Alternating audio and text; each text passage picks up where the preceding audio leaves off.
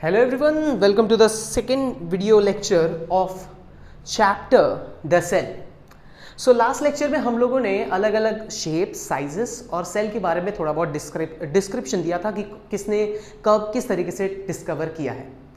आज के सेक्शन में हम लोग देखेंगे कि सेल बना किससे है, what is basically a cell composed of. ये आज का हमारा मेन टॉपिक रहेगा।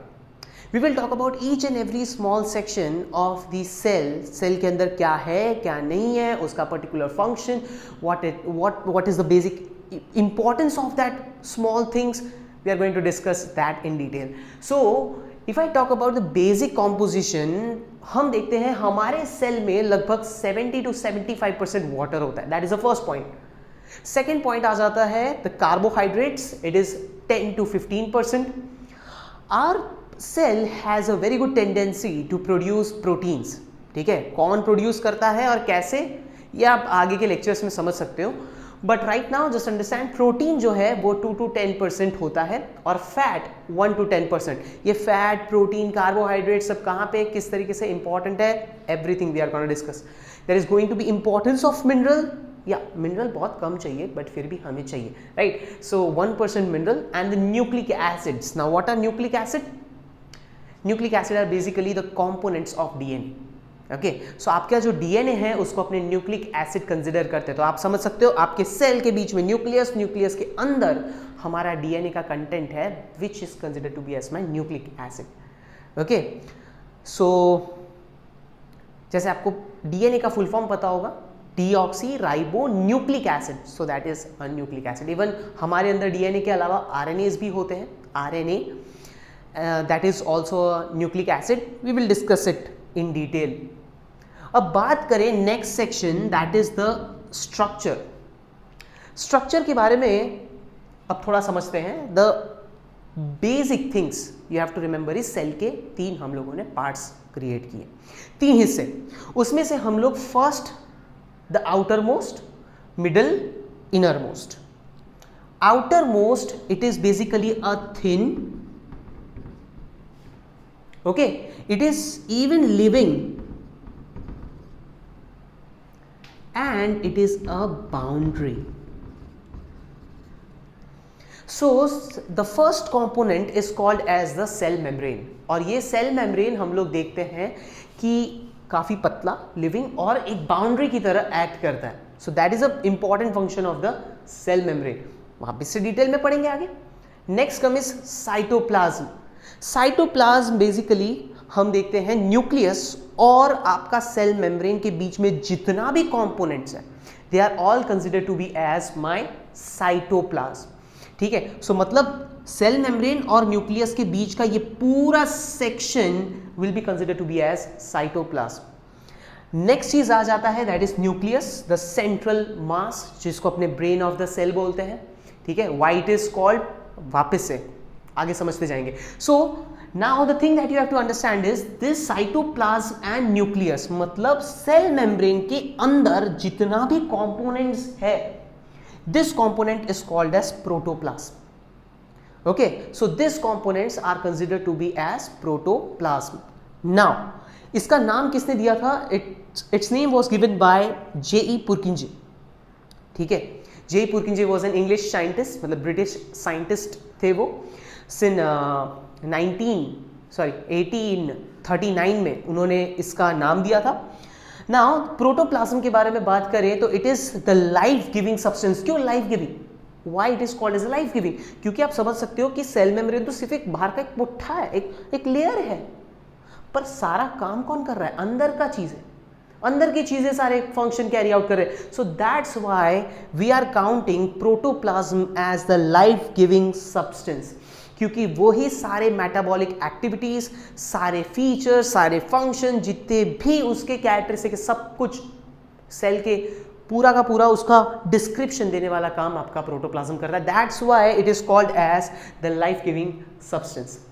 नेक्स्ट चीज आ जाता है that is component inside cell membrane. So वो तो मैंने आपको पहले ही पॉइंट बता दिया, राइट, कि सेल मेम्ब्रेन के अंदर जितना भी कंपोनेंट है, सेल मेम्ब्रेन के अंदर कौन कौन सी चीजें? सिर्फ 2 चीजें, cytoplasm and nucleus. So I can say the cytoplasm and nucleus are considered to be as my protoplasm. So this is all about the cell structure, but let's understand different terminologies. हम लोग हर एक चीज को एक एक term से indicate करते हैं, so there are few more terms. सबसे पहली चीज आ जाता है आपका cell organelle. Now what is basically a cell organelle is? Cell organelle के बारे में बात करें तो they are tiny structure, perform various function and carry out all the metabolic activities. But before it cell organelle होता कहां पे? आपके साइटोप्लाज्म के ऊपर आप देखोगे there are many tiny structures. Okay, many tiny structures, some are quite large also.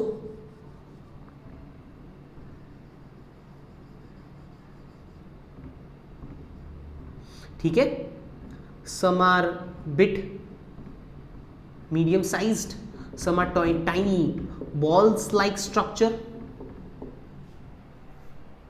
Okay, so they are basically a tiny material which are present on the cytoplasm or in the cytoplasm. So cytoplasm के अंदर हम लोग देखते हैं, सिर्फ cytoplasm की बात कर रहा हूं, ये बाहर की, उधर हम लोग देखते हैं there are many tiny particles which are considered to be as my cell organelle.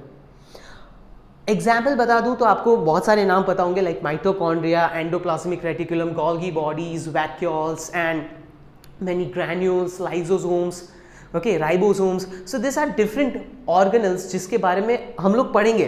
Okay, everything we will know in this chapter. So हम लोग देखते they are called as cell organelles. Okay, so cell organelles क्या है? They are tiny structures and they perform various function. अलग अलग function, सबके अलग अलग कैरेक्टरिस्टिक्स हैं. ठीक है, every one is responsible for particular function, that all we will learn. And the next thing is they perform various function and metabolic activities. Metabolic activities मतलब आपको पता है बहुत सारे न्यूट्रिटिव मटेरियल हम लोग खाते हैं और डाइजेस्ट करते हैं और फिर हमारे ब्लड में पहुंचते हैं और ब्लड से हर एक सेल्स में पहुंचते हैं. बट अब उस न्यूट्रिशन को तोड़ के एनर्जी में कन्वर्ट करना, ओके, या उस न्यूट्रिशन को स्टोर करके हमारे बॉडी में स्टोर करके रखना, स्टोर करने का पूरा procedure, this all features in and all are considered to be as metabolism. Okay, so आपको उसको तोड़ के एनर्जी में कन्वर्ट करना है या स्टोर करके आपके बॉडी में रहने देना है, ये सब कुछ आपका सेल करेगा. सेल के अलग अलग ऑर्गेनल्स करेंगे. Different organelles will perform individual functions. So then they are considered to be as cell organelles. ठीक है, सो इसको अपने इन एंड ऑल सेल ऑर्गेनल बोल के डिस्क्राइब करते हैं.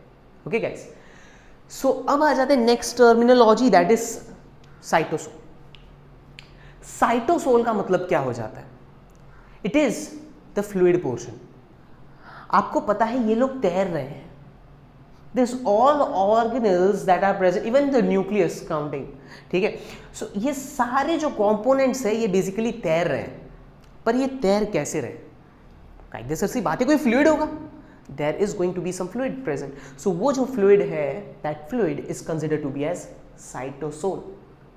ठीक है, सो साइटोसोल क्या है? It is the fluid content in the cell. Now cytosol को हम कैसे समझ सकते हैं इजी वे से? Very simple. साइटोप्लाज्म में से मैं यदि ये सेल ऑर्गेनल, ये जो पार्टिकल्स मैंने ड्रॉ किया उसको निकाल दो तो क्या मुझे मेरा फ्लूइड पोर्शन मिल जाएगा? राइट. सो क्या किया मैंने? Cytoplasm, that is the whole section, उसमें से मैं ये सारे सेल ऑर्गेनल्स को हटा दूं तो मुझे जो फ्लूइड मिला that is considered to be as cytosol. Okay, the next terminology वो एक और है, that is called as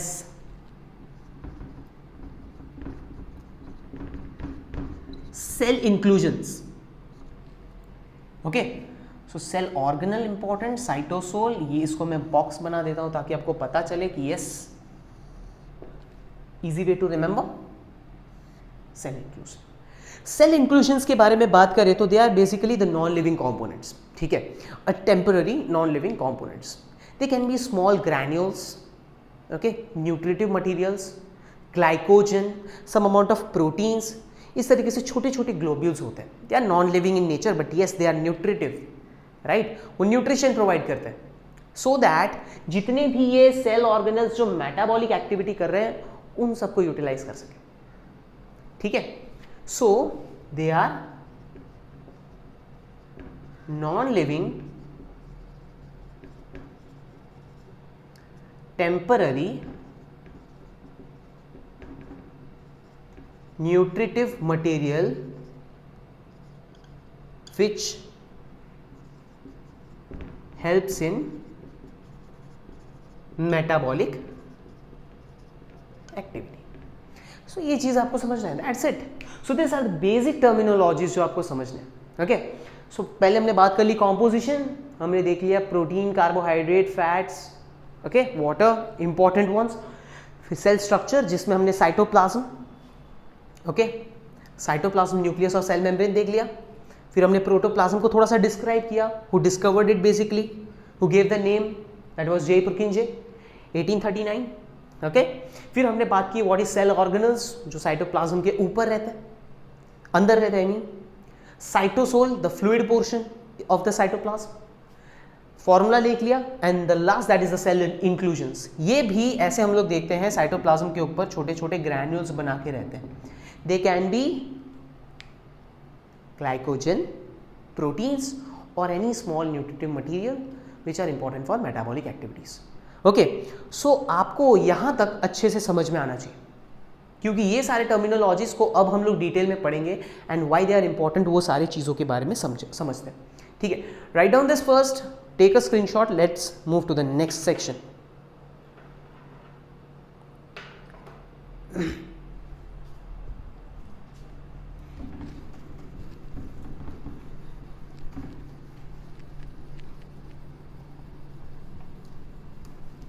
okay, so अब जो अपने सेकेंड पोर्शन लर्न करने वाले हैं, that portion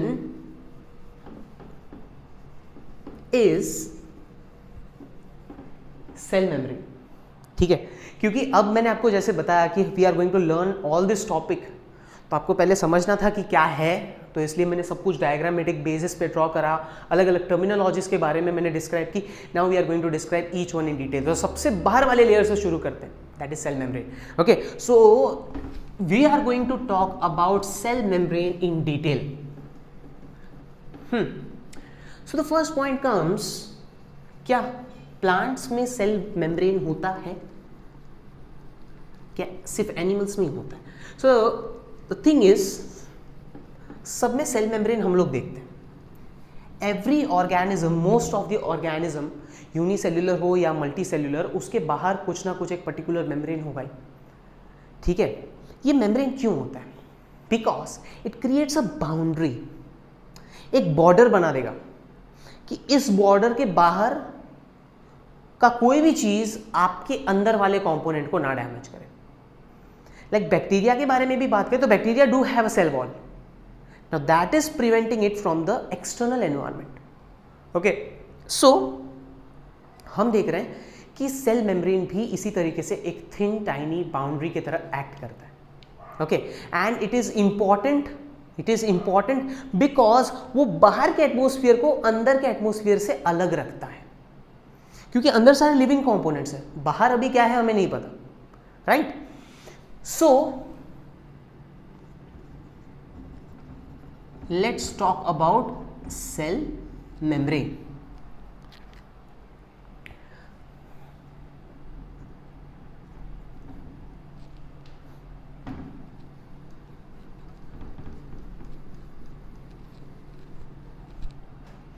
I can say it as the outermost layer in animal cell. That is the first point, right? Animal cell का सबसे outermost layer हम लोग क्या देखते हैं? Cell membrane. But plants के बारे में बात करें तो I can say that it is the second outermost layer in plant cell. Plant cell में भी सेल मेम्ब्रेन होता है, but the thing is in plant cell हम लोग सबसे बाहर देखते हैं एक tough coat which is your cell wall, फिर आएगा अंदर का coat which is your cell membrane. ठीक है, so this are the two components. सबसे पहले हम लोग देखेंगे सेल वॉल, फिर cell membrane. So that's why I have written second most. या you can even write it is between cytoplasm and cell wall, that is also a point, right, कि जो अपना सेल मेम्ब्रेन प्लांट सेल में वो cytoplasm, क्योंकि अंदर का सारा कंपोनेंट साइटोप्लाज्म है, सो साइटोप्लाज्म और सेल वॉल के बीच में है, that is also a point, ठीक है। Now next point is they are basically living, okay, so the second point is they are living. Third point पे आते हैं, made up of lipids and proteins. Here comes, हम लोगों ने cell composition में देखा था कि हमारे अंदर प्रोटीन भी है और लिपिड भी है, एंड यू हैव सीन कि प्रोटीन और लिपिड हमारे अंदर बहुत ज़्यादा है, ठीक है। Now the thing is they are all important because वही सेल मेम्ब्रेन बनाएगा। और याद रखना, सेल मेम्ब्रेन सिर्फ हमारे सेल के ऊपर ये मेम्ब्रेन ही नहीं है, ऐसे अलग अलग ऑर्गेनल्स के ऊपर भी मेम्ब्रेन होते हैं, न्यूक्लियस के ऊपर भी डबल मेम्ब्रेन होते हैं। तो इसी तरीके से हम लोग देख रहे हैं कि आपका जो सेल मेम्ब्रेन है that is basically made up of lipids and proteins, ठीक है। Now to make you understand more कि लिपिड ही क्यों, ओके, लिपिड ही क्यों, सो let me draw a detailed microscopic diagram, electron microscopy diagram of this cell membrane. हम देखते हैं कि it is basically having इस तरीके से हम लोग लेयर देखते हैं, ठीक है।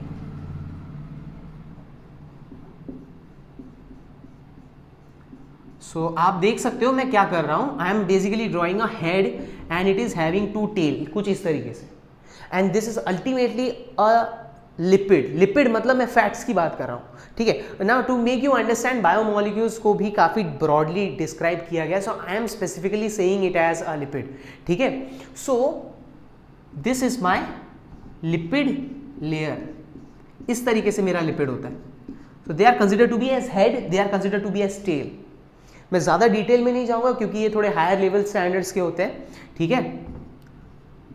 इट इज़ अप्रॉक्सीमेटली लाइक इसके बारे में आप डिटेल में पढ़ोगे in 11th standard if you take P group,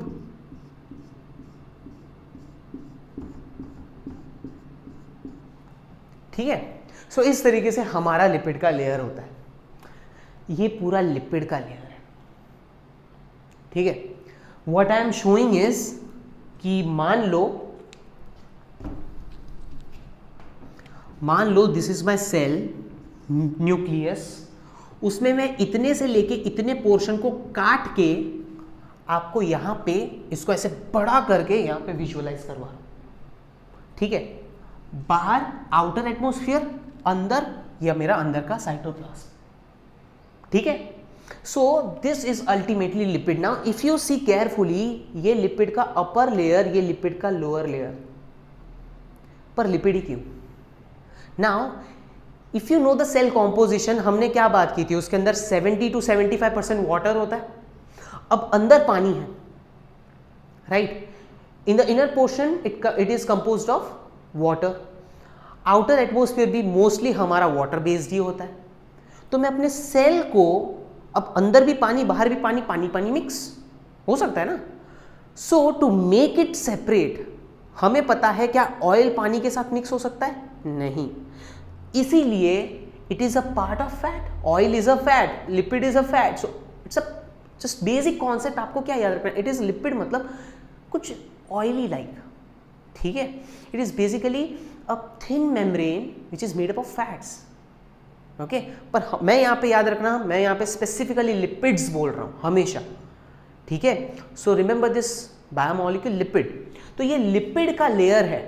अब कायदे सर सी बात है, यदि लिपिड का लेयर होगा तो ना ही ये मेम्ब्रेन अंदर वाले कंपोनेंट के साथ मिक्स होगा, ना ही ये मेम्ब्रेन ऊपर वाले के साथ मिक्स होगा।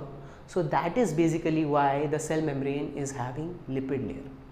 लिपिड का लेयर होगा तो वो मिक्स होने ही नहीं देगा, बात ही खत्म, बराबर। सो इसी तरीके से एक्सटर्नल और इंटरनल, मेरा ये जो मेम्ब्रेन है एक्सटर्नल एनवायरनमेंट और इंटरनल एनवायरनमेंट को बिल्कुल अलग रखने की पूरी कोशिश करता है। Now you have seen this is the upper layer, this is the lower layer, that's why it is called as lipid bilayer. हम लोग लिपिड और प्रोटीन को, स्पेसिफिकली लिपिड को मैं हमेशा लिपिड बाइलेयर्स बोलता हूँ. Okay, now talking about protein, तो सर प्रोटीन कहाँ पे आया? प्रोटीन एक्चुअली इसके बीच में धंसा हुआ रहता है या बस चिपका हुआ रहता है. तो अलग अलग चीज़ें होती है कि प्रोटीन जैसे एक मास वैसे गिना लो, दिस इज अ प्रोटीन. सो ये प्रोटीन इसके साथ चिपका हुआ रहेगा या फिर इसके अंदर ऐसे धंसा हुआ रहेगा. ओके, सो याद रखना, it's a huge cell membrane itself is a huge portion. मैं उसमें से सिर्फ आपको एक हाईलाइट्स सा दे रहा हूं, ठीक है. सो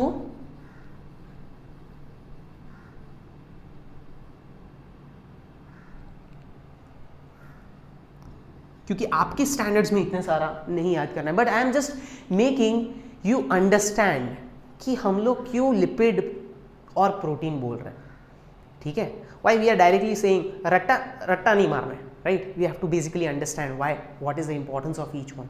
सो लिपिड का मतलब हमें पता चल गया, पर प्रोटीन का क्या काम है? Protein basically forms a channel like section.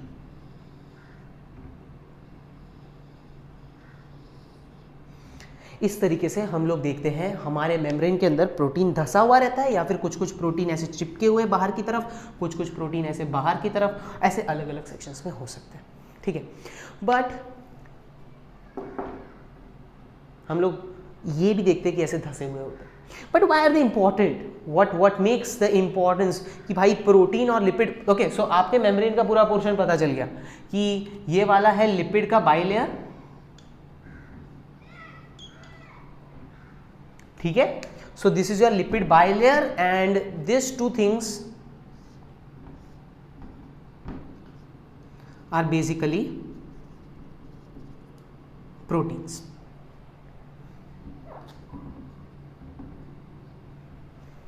समझ में आया? हमने सेल मेम्ब्रेन को अच्छे से समझ लिया. Now talking about it characteristic feature, they are, आपके टेक्स्ट बुक में लिखा हुआ है semi permeable, but I like to make you very precise, they are selectively permeable.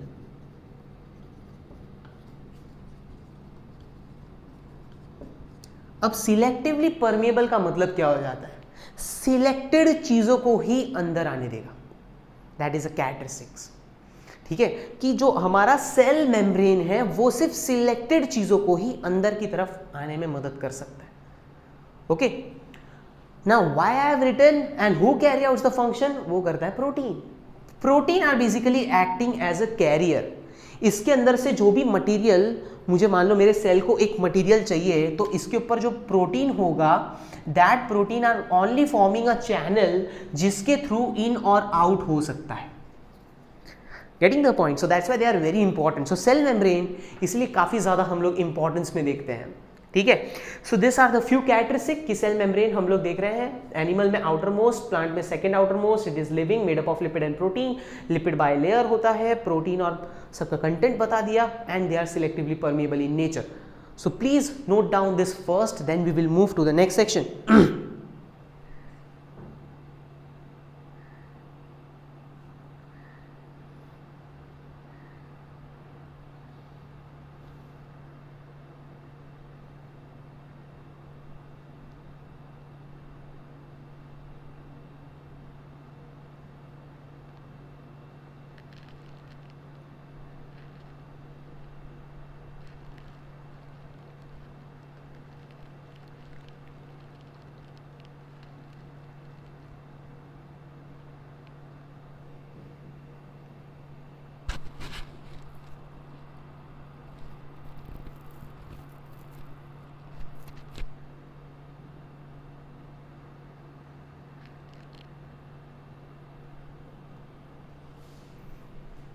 Okay, so I hope आप लोगों ने ये सब कुछ नोट डाउन कर लिया होगा, डायग्राम भी अच्छे से बना लिया होगा. Now to just understand I would add a few points that जो मैंने पहले ही ऐड कर दिया था हमारे प्रीवियस सेक्शन पे, that it is thin. Okay, selectively permeable, thin,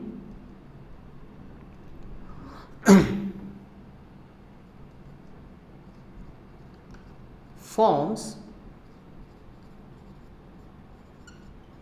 boundary between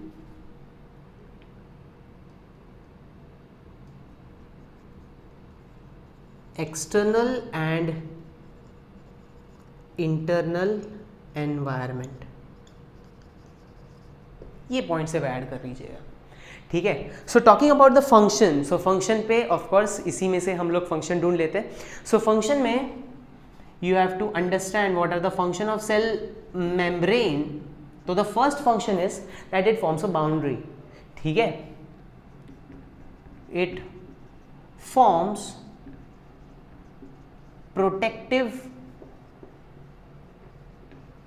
boundary for the cell. ये मेरा first function. And second function है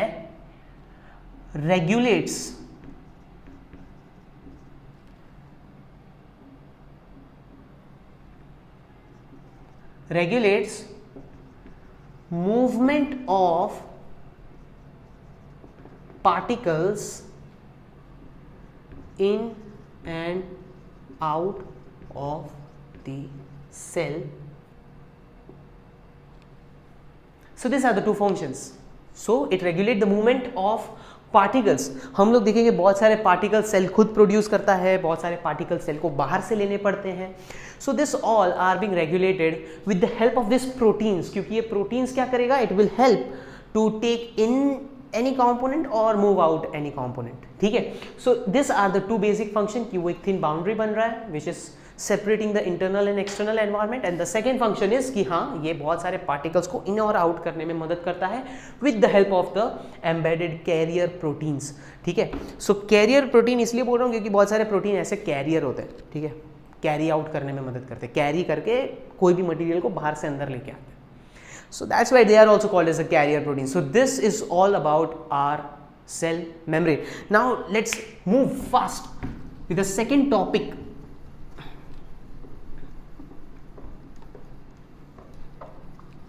सेकेंड टॉपिक जो अभी हम लोग पढ़ने वाले हैं वो है cell wall, which will be the last topic for today's episode. Okay, so cell wall के बारे में बात करें तो एनिमल में तो होते नहीं है, ये मुझे अच्छे से पता है.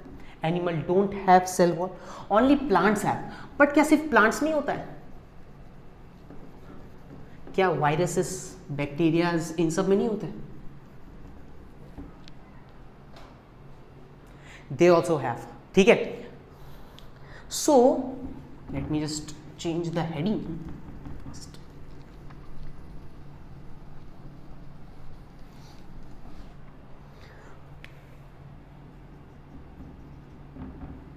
सो सबसे पहला पॉइंट क्या लिख सकता हूं, जैसे सेल मेम्ब्रेन में लिखा था outermost layer for the plant cell, वैसे इधर लिख देते. चलो, outer most layer of plant cells. Next, animal cell lacks cell wall, मतलब एनिमल सेल में सेल वॉल नहीं है. नेक्स्ट चीज हम लोगों ने देखा सेल मेम्ब्रेन जो था वो हाईली परमेबल था, ठीक है, सॉरी सिलेक्टिवली परमेबल था, कि वो गिने चुने चीज़ों को सिलेक्ट कर करके अंदर जाने देता है या बाहर आने देता है. इस तरीके से हम लोग सेल वॉल के बारे में बात करें तो इट इज़ हाईली परमेबल, ये कोई भी सब्सटेंस इसको ईजिली मूव इन करने में मदद करता है. So cell wall are permeable in nature, ठीक है. किसको किसको परमिट करेगा, पानी को परमिट करेगा, सॉल्यूट को परमिट करेगा, बहुत सारे सॉल्यूशंस, बहुत सारे particles it can easily permit, ठीक है. So they are permeable in nature. ये दो पॉइंट्स हो जाने के बाद अब हम लोग सेकेंड कुछ इंपॉर्टेंट चीजों पे चलते हैं. Talking about plant cell wall made up of cellulose. ये एक इंपॉर्टेंट पॉइंट है जो आपको याद रखना है कि जो प्लांट का सेल वॉल होता है वो किससे बना हुआ रहता है, सेल्यूलोज से. सो ये एक इंपॉर्टेंट फंडा है ओके अब सेल्यूलोज क्या है? तो cellulose is basically a complex of glucose, ठीक है, it is a complex of glucose. Glucose को जब बहुत लंबे चेन में सेग्रीगेट करते हैं so they finally form are cellulose, ठीक है। फिर उसके बाद हम लोग बात करें फंजाई, ये फंगाई, ठीक है। Cell wall is made up of chitin बोलो चिटिन बोलो, it's your wish, okay, so it's chitin, okay. Bacteria के बारे में बात करें तो बैक्टीरिया में भी सेल वॉल होता है, so bacteria cell wall is made up of peptidoglycan.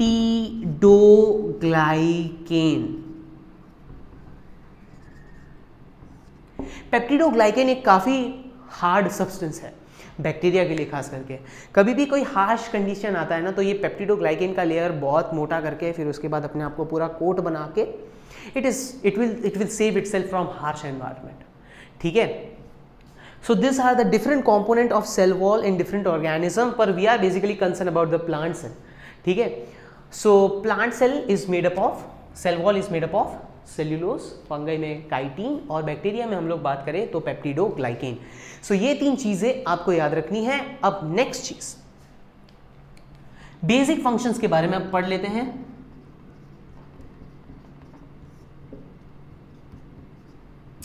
provides rigidity,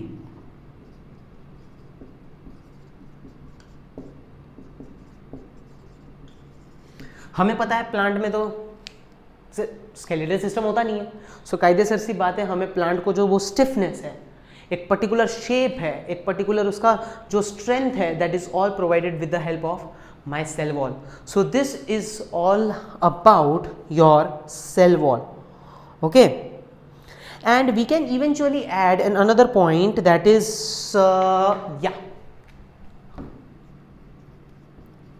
helps in transportation of various materials. हमें पता है कि हाईली परमिएबल है, तो कोई भी मटेरियल जो भी सेल मेम्ब्रेन बाहर फेंक रहा होगा, क्योंकि हमें पता है कि सेल वॉल है उसके अंदर तो सेल मेम्ब्रेन ही होने वाला है, तो सेल मेम्ब्रेन जो भी कंटेंट बाहर फेंकेगा वो सेल वॉल के थ्रू ही बाहर निकलने वाला है। So any of the things that are coming from the cell will be thrown out और will be taken in by the cell wall. So it also help in the transportation of various materials. So this is all about the cell wall and cell membrane. In next lecture we will talk in detail about our nucleus. Nucleus में क्या component होते हैं, क्या क्या चीज़ों से वो बनी हुई है, उन सब के बारे में हम डिटेल में डिस्कस करेंगे। Thank you.